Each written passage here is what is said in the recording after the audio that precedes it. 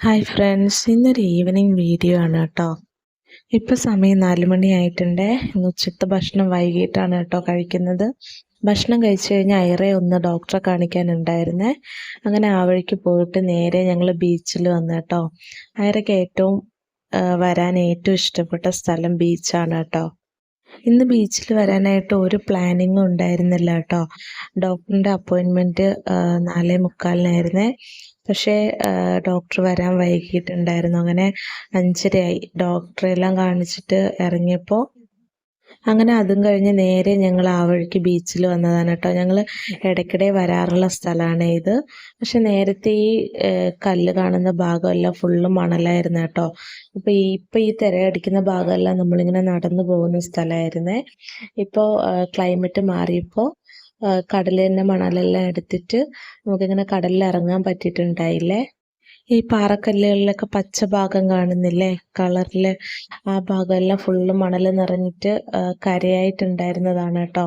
പക്ഷെ അവിടെ എല്ലാം ഇപ്പൊ മണല് പോയിട്ട് ഫുള്ള് വെള്ളമായിട്ടുള്ള, അതുകൊണ്ട് നമുക്ക് കടലിൽ ഇറങ്ങാനൊന്നും പറ്റിയിട്ടില്ല.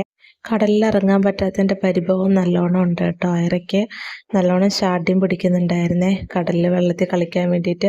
പക്ഷെ വെള്ളത്തിൽ ഇറങ്ങാൻ ഒരു നിർവാഹവും ഇല്ലായിരുന്നു. ഏകദേശം 1 മണിക്കൂറോളം ഞങ്ങളവിടെ ഇരുന്ന് കേട്ടോ. ബീച്ചിൽ പോയി സമാധാനത്തിൽ ഈ തിരമാലയുടെ സൗണ്ടൊക്കെ ശ്രദ്ധിച്ചിരിക്കാൻ ഒരു ഭയങ്കര സുഖമാണ്. ഒട്ടുമിക്ക സൺഡേകളിലും ഞങ്ങളിവിടെ വരാറുണ്ട് കേട്ടോ.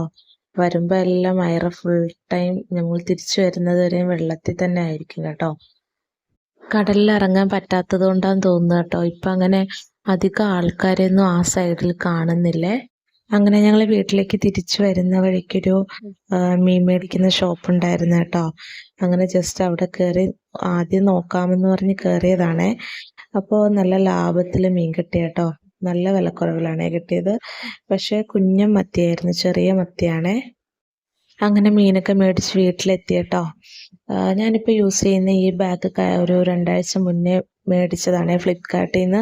പക്ഷെ വാങ്ങിയത് മുതൽ ഇതുവരെ എനിക്കത് യൂസ് ചെയ്യാൻ കിട്ടാറില്ലേ. വാങ്ങിയത് മുതൽ എവിടെയെങ്കിലും ഞാൻ പോകുമ്പോഴത്തേക്ക് എടുത്തു കഴിഞ്ഞാൽ ഉടനെ ഐറ വന്ന് മേടിക്കും കേട്ടോ. അവളുടെ കയ്യിലായിരിക്കും അത്.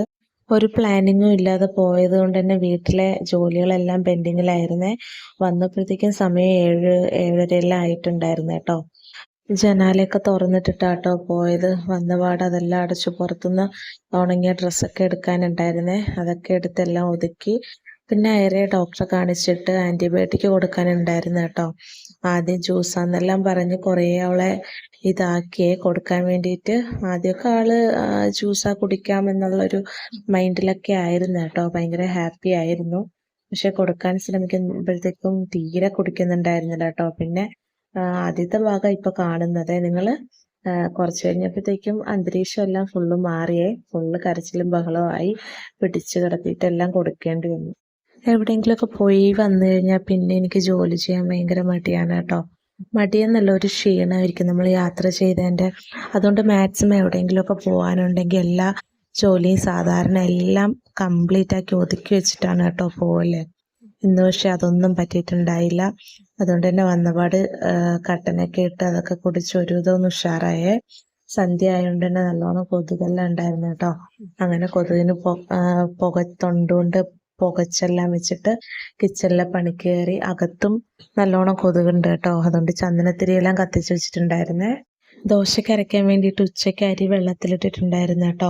അങ്ങനെ അത് അരയ്ക്കാനുണ്ടായിരുന്നു. ആദ്യം ഒരു 2 സ്റ്റെപ്പ് അരച്ച് വെച്ചു കേട്ടോ. അപ്പോഴത്തേക്കും മിക്സി ചൂടായതുപോലെ തോന്നി. പിന്നെ അത് അങ്ങനെ വെച്ചിട്ട് പാത്രങ്ങളെല്ലാം കഴുകാമെന്ന് കരുതി. അപ്പോഴത്തേക്ക് സമയം 9 മണിയായിട്ടുണ്ടേ. കുറേ പാത്രങ്ങളുണ്ടായിരുന്നു കേട്ടോ. വൈകുന്നേരത്തെയും ചായ കുടിച്ചതും അങ്ങനെയെല്ലാം കഴുകാൻ. ശരിക്കും ക്ഷീണം പിടിച്ചിട്ടുണ്ടായിരുന്നേ. അതെൻ്റെ മുഖത്ത് കാണുന്നുണ്ടല്ലേ. അങ്ങനെ പാത്രമൊക്കെ കഴുകി സിങ്കൊക്കെ ക്ലീൻ ചെയ്ത് കഴിഞ്ഞിട്ട് വീണ്ടും അരി ബാക്കി അരയ്ക്കാനുള്ളതൊക്കെ അരച്ച് സ്ലാബുമൊക്കെ തുടച്ച് നീറ്റാക്കി വെച്ചു കേട്ടോ. ഞാനിങ്ങനെ കിച്ചണിൽ ജോലിയെല്ലാം ചെയ്യുന്നത് ഒറ്റയ്ക്ക് നിന്നിട്ടല്ല കേട്ടോ. എൻ്റെ കൂടെ ഷെറിച്ചിന് വന്ന് നിൽപ്പുണ്ടേ. ഒന്നുകിൽ എന്നോട് എന്തെങ്കിലുമൊക്കെ ഇങ്ങനെ സംസാരിച്ചിട്ട് നിൽപ്പുണ്ടാവും, അല്ലെങ്കിൽ വേറെ എന്തെങ്കിലും ജോലികളിലൊക്കെ എന്നെ ഹെൽപ്പ് ചെയ്യുന്നുണ്ടാവുമേ. ഞാൻ പാത്രം കഴുകുന്ന സമയത്ത് തന്നെ ആള് കറിക്കുള്ള തേങ്ങയെല്ലാം പൊതിച്ച് വന്നിട്ടുണ്ടായിരുന്നു കേട്ടോ. ഷെറിച്ചിൻ്റെ ഹെൽപ്പും കൂടെ ഉള്ളതുകൊണ്ടാണ് കേട്ടോ അധികം ബേർഡൻ ഇല്ലാതെ എനിക്ക് ജോലികളൊക്കെ പെട്ടെന്ന് പെട്ടെന്ന് കംപ്ലീറ്റ് ചെയ്യാൻ പറ്റുന്നത്. മാത്രമല്ല ഞാൻ ചെയ്യുന്ന എല്ലാ ജോലിയിലും ഹെൽപ്പ് ചെയ്യുന്നുണ്ട്. എനിക്കിങ്ങനെ വീഡിയോ ഷൂട്ട് ചെയ്ത് തരുന്നതൊക്കെ ഷെറിച്ചനാണേ. മീനൊക്കെ ഇന്ന് കഴുകി വെക്കണമെന്ന് ആദ്യം ഡൗട്ടായിരുന്നു കേട്ടോ. സമയം ഒരുപാട് വൈകിയതുകൊണ്ട് പിന്നെ വിചാരിച്ചു എന്തായാലും അതിൽ നിന്ന് കുറച്ചെടുത്തിട്ട് കഴുകി വെക്കാമെന്നേ. അപ്പോൾ നാളെ രാവിലെ വേഗം എടുത്ത് കറിയാക്കാമല്ലോ. അങ്ങനെ കുറച്ച് മീനെടുത്ത് കഴുകി വെച്ചിട്ടോ. തീരെ ചെറുതായതുകൊണ്ട് തന്നെ കുറച്ച് ബുദ്ധിമുട്ട് കേട്ടോ കഴുകാൻ വേണ്ടി. അങ്ങനെ എല്ലാ ജോലിയൊക്കെ കഴിഞ്ഞ് കുളിച്ച് വന്നപ്പോഴത്തേക്കും സമയം 11 മണിയായി കേട്ടോ. ഇന്നലത്തെ കറി കുറച്ച് ഫ്രിഡ്ജിൽ ഇരിപ്പുണ്ടായിരുന്നേ. അങ്ങനെ അത് ചൂടാക്കിയൊക്കെ എടുത്തു. ഭക്ഷണമൊക്കെ കഴിച്ചു കേട്ടോ. അപ്പോൾ ഇന്നത്തെ വിശേഷങ്ങൾ ഇത്രയൊക്കെ ഉള്ളൂ. അടുത്ത വീഡിയോയിൽ കാണുന്നവരേക്കും എല്ലാവർക്കും ബൈ ബൈ.